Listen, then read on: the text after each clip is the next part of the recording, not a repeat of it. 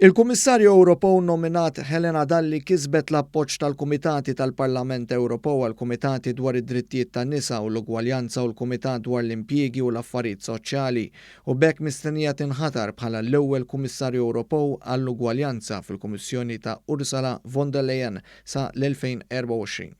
F'konferenza tal-aħbarijiet fit-tmiem is-smigħ ta' Helena Dalli, iż-żewġ chairpersons tal-kumitati faħru l-wirja ta' Dalli.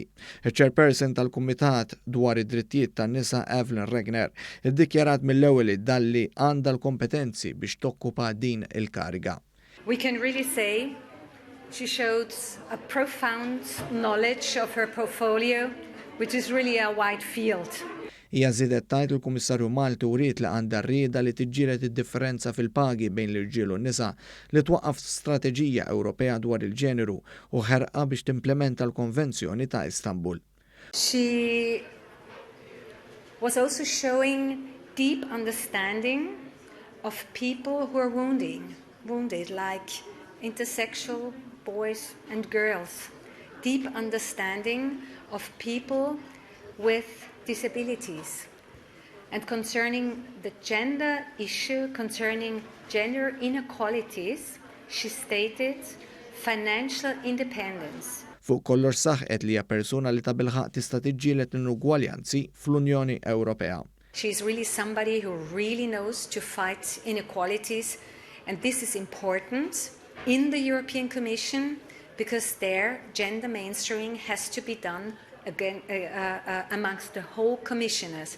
Il-koordinaturi tal-gruppi politiċi ltaqgħu fit-tmiem is-smigħ li matulu Dalli wieġbet bosta mistoqsijiet tekniċi u politiċi tal-Europarlamentari dwar diversi oqsma tal-ugwaljanza li fi kliem il-Presidenti tal-Kumitati huma wiesa ħafna.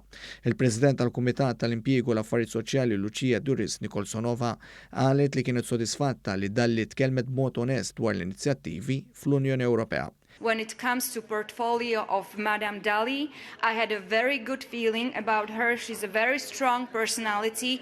Intant matul il-jum komplow sessjoni ta' skrutinju b'dak tal-Kummissarju nominat ta' Franza Sylvie Goulard fejn mhux esklus li teħel mill-eżami li sarilha.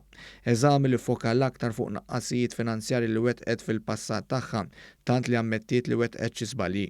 Is-sessjonijiet ta' skrutinju jibqgħu għaddejjin sa tlieta li ġej. Il-vot aħħari mistenni jittieħed fit-23 ta' Ottubru li ġej fi Strasburgu fejn il-membri parlamentari Ewropej jivvotaw biex japprovaw jew le il-Kummissjoni kollha kif proposta minn Von Der Leyen.